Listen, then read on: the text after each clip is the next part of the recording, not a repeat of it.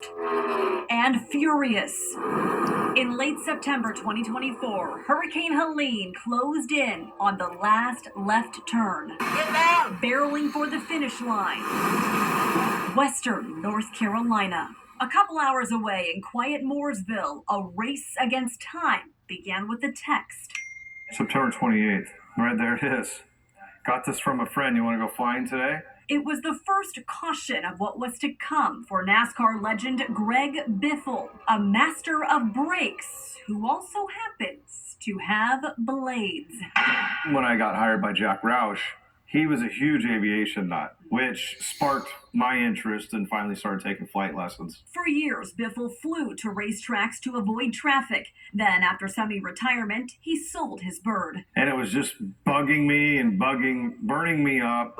All while fate was still watching from the grandstands. I bought it about 6 months or so prior to Hurricane Helene. Someone of faith might say it was meant to be, like God gave you that helicopter at the right time. It still gives me goosebumps thinking about it. How it all, what if this wouldn't happen and that and that and that, just how everything came together. All because of that initial text request for a pilot to help one family trapped in Banner Elk. They were out of formula diapers and the road was washed out. Then my wife came up and said, "Are you going to go?"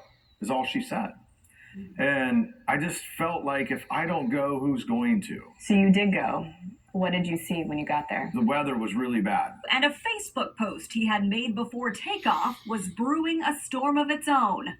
I got 4,000, 5,000 messages within an hour and a half. I haven't heard from my parents. I haven't heard from my brother or sister or neighbor or grandparents or relative. From draft to drift, Biffle faced familiar danger, threading through treacherous terrain as tight as bumpers at Daytona. There's no recollection of a road, an embankment, no ledge, no bridge, no anything for miles down these canyons. And we see people walking with backpacks, trying to get out. Index cards with rough coordinates acting as pace notes. One mission turned into 6 to 8 a day for 13 days, pulling out people while dropping off food, medicine, and Starlink satellites. So the Starlink came up, their phones came on, and they literally started talking to their parents. And it's kind of chilling to think about that no one knew whether they were still alive or not. The satellites also helped Biffle scour his social media for more tips. And all of a sudden, I find myself at almost the center of this crisis management. He needed more eyes in the sky. Nonprofit Operation Airdrop got hundreds of volunteer pilots to search tricky terrain where military Blackhawks and Chinooks couldn't land. Tabor Hyde is an American Airlines commercial pilot who grew up near Chimney Rock. It really hit close to home and personal. I had one family, their house was in a landslide falling off the mountain, and the dad was waving a red flag on the roof. I loaded the kids up first and flew them down the mountain about a mile away and left them in a field. I was like, do not move, stay right here. I'm gonna come back and get your parents. Once we got them off of there, 5 minutes later, their house was gone.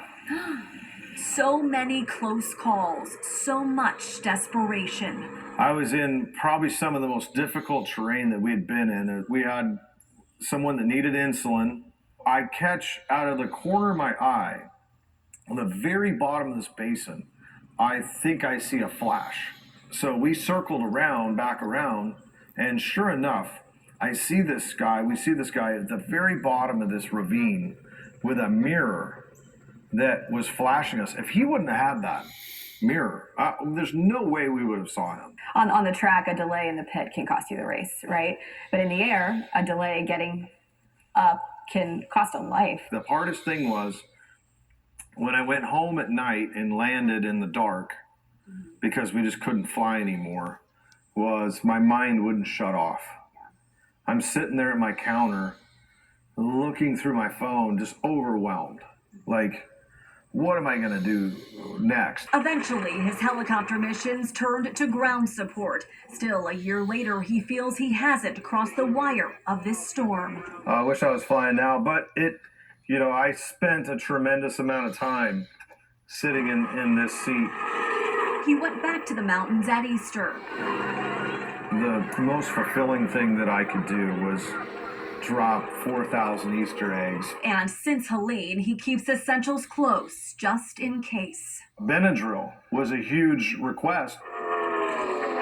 How do you think your experience in NASCAR and racing in general really aided in your ability to do this and do it well? There's no, we're going to be late, or we're not going to get done in time. There are no obstacles in front of us that we can't accomplish.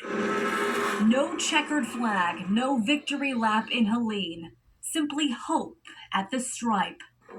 Because heroes who don't wear capes figured out how to fly. Megan Molaris, WFMY News 2. Greg Biffle has passed away, him and his family and his 2 kids.